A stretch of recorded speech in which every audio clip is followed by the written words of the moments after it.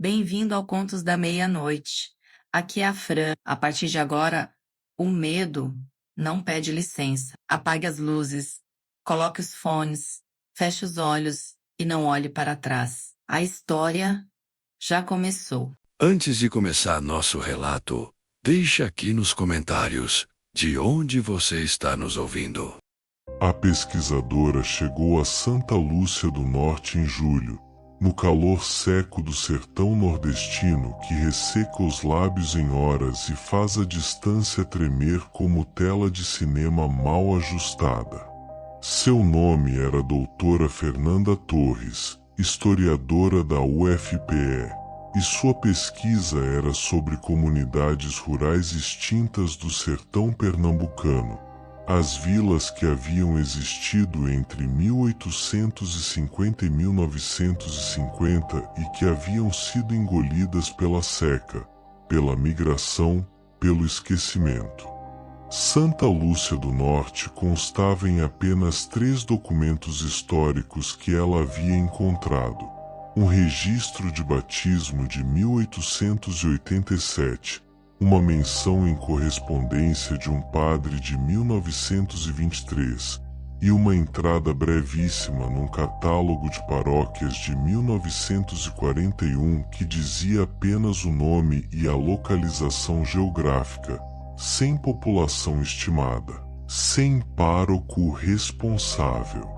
A localização geográfica havia sido suficiente para ela encontrar, no Google Earth, o que restava: um conjunto de ruínas num platô de Caatinga a 12 quilômetros da estrada pavimentada mais próxima, acessível por uma estrada de terra que a chuva de fevereiro havia danificado, mas não tornado intransitável para uma caminhonete de tração. Fernanda havia alugado a caminhonete em Petrolina e feito o trajeto sozinha numa manhã de julho, com equipamento de campo, câmera, caderno e aquela disposição de pesquisadora de campo experiente que é a combinação de curiosidade genuína com o pragmatismo de quem sabe que ruínas são pedra e barro e que não há nada no passado que possa machucar você se você se aproximar com respeito e atenção. Essa disposição começou a ser testada antes mesmo de ela chegar às ruínas.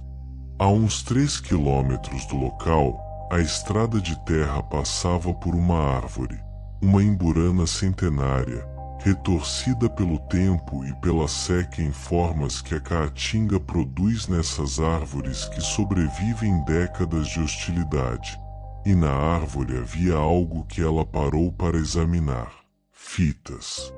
Dezenas de fitas de tecido amarradas nos galhos mais baixos, em cores que haviam sido vivas e eram agora desbotadas pelo sol em tons uniformes de bege cinza. Não era incomum no sertão, era prática devocional antiga, as fitas como promessas, como pedidos, como marcadores de lugar sagrado. Mas havia algo na quantidade, na extensão da decoração pela árvore, que sugeria não uma devoção casual, mas uma prática sustentada por muito tempo por muitas pessoas. E havia, isso ela só percebeu depois de alguns minutos de observação, que as fitas não estavam amarradas de modo votivo, com aquele nó específico de promessa que ela conhecia de outras regiões. Estavam amarradas de modo que sugeria contenção, as pontas voltadas para dentro, como se o nó tivesse sido feito não para marcar, mas para fechar. As ruínas de Santa Lúcia do Norte eram mais extensas do que as imagens de satélite haviam sugerido. Havia pelo menos 20 estruturas identificáveis, algumas reduzidas a fundações, outras com paredes remanescentes de 1,5 metros, algumas com seções de telhado original ainda precariamente de pé como costelas de animal gigante. A vegetação havia recolonizado com aquela eficiência da caatinga, mandacaru crescendo entre pedras, jurema quebrando fundações, raízes de umbuzeiro levantando pisos que houvera. Era o tipo de ruína que a natureza está sistematicamente desmontando, pedra por pedra, raiz por raiz, com a paciência de quem tem todo o tempo do mundo e nenhuma urgência.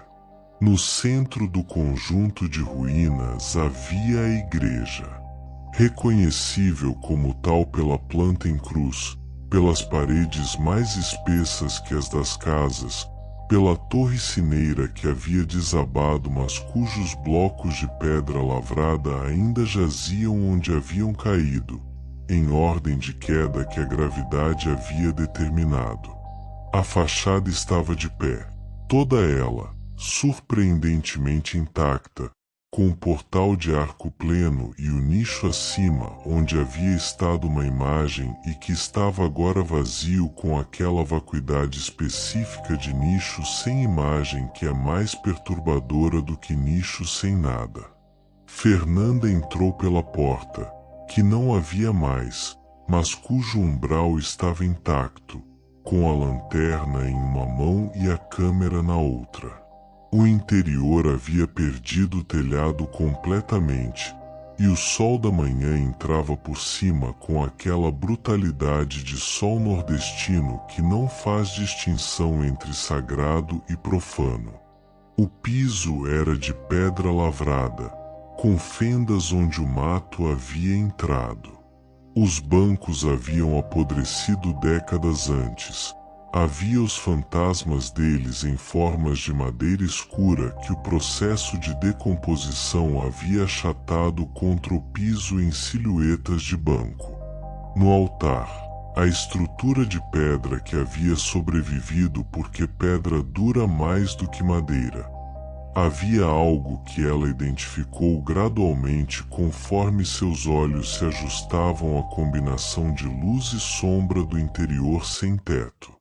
Havia marcas no altar, marcas de fogo, não o negro de fuligem de incêndio, mas o negro específico de fogo controlado, repetido, de ritual.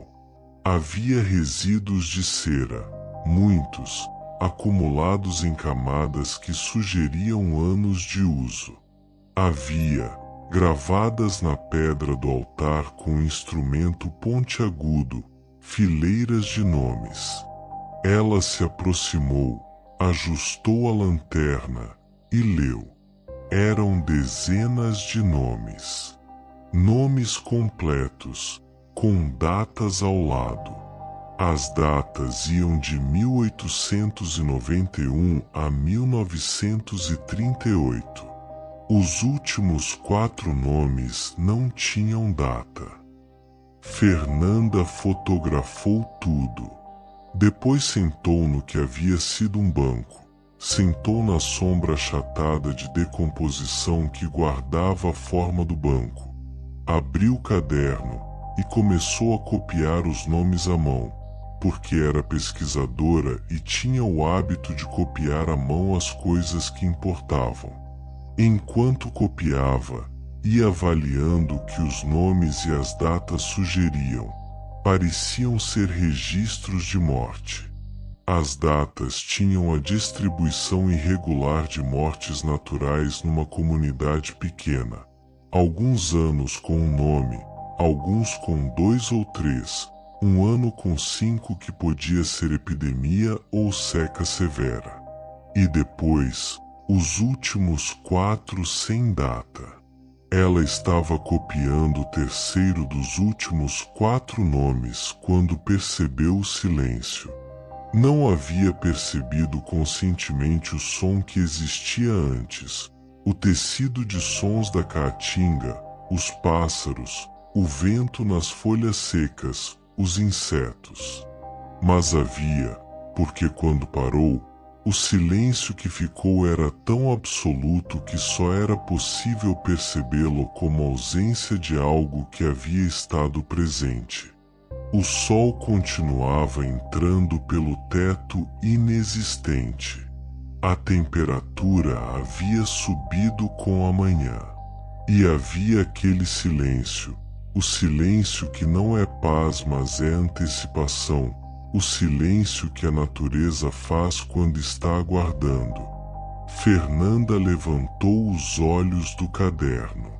Havia alguém no portal da igreja. Uma figura de pé no umbral, contra a luz do lado de fora, com a contraluz forte do sol da manhã tornando o contorno nítido e o detalhe impossível. Ela via ombros, cabeça, a forma de um corpo adulto de pé na posição de quem está esperando para entrar ou de quem está impedindo a saída.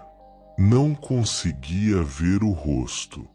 Não conseguia, com aquela contraluz, determinar cor de roupa, cor de pele, nenhum detalhe além da silhueta.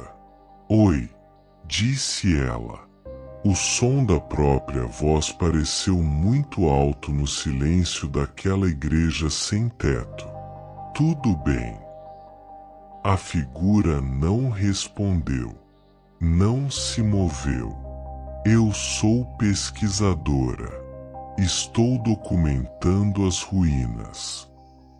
Ela havia aprendido, em anos de campo em comunidades rurais, que apresentar propósito e identidade imediatamente desarmava a maior parte das situações de tensão com moradores locais que se sentiam territoriais em relação a locais abandonados.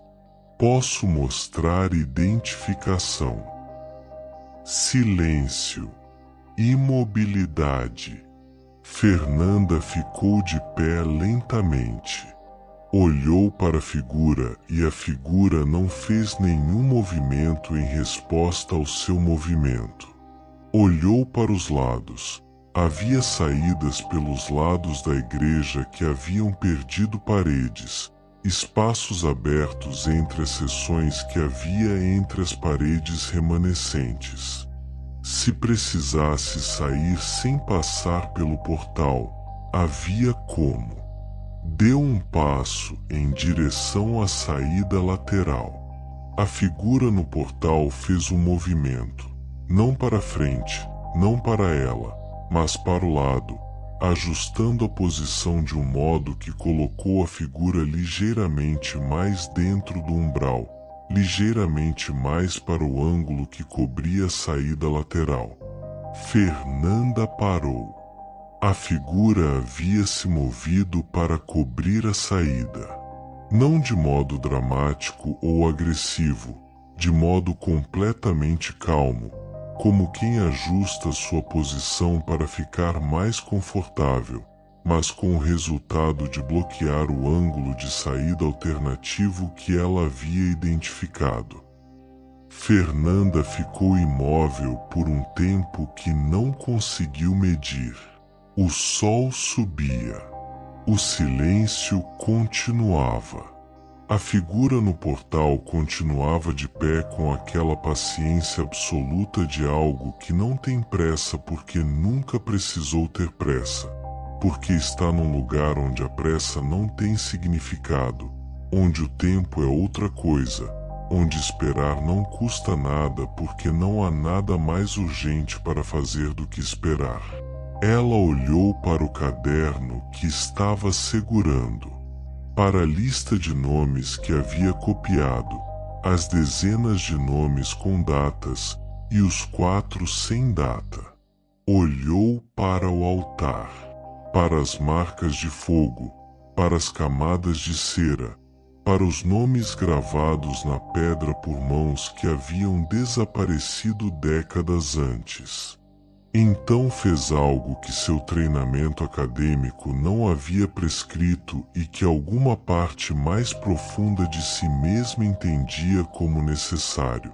Ela disse os nomes em voz alta. Os 4 últimos nomes, os sem data.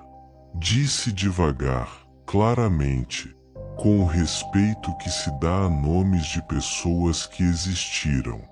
Disse como alguém diz nomes em missa, com a solenidade de reconhecimento que os nomes dos mortos merecem quando ditos por quem os recorda. Quando terminou o quarto nome, a figura no portal não estava mais lá. O sol continuava. O silêncio continuava por mais alguns segundos, e depois os sons voltaram.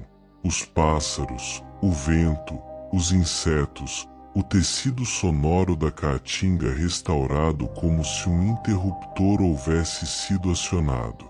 Fernanda ficou no lugar por mais um tempo, ouvindo o retorno dos sons, sentindo o calor do sol na pele do braço que a contraluz do portal havia posto na sombra. Depois saiu pelo portal. A estrada de terra estava onde havia deixado. A caminhonete estava onde havia deixado. A imburana com as fitas estava onde havia estado. Ela coletou seu material de campo, fez as anotações que faltavam e voltou para Petrolina.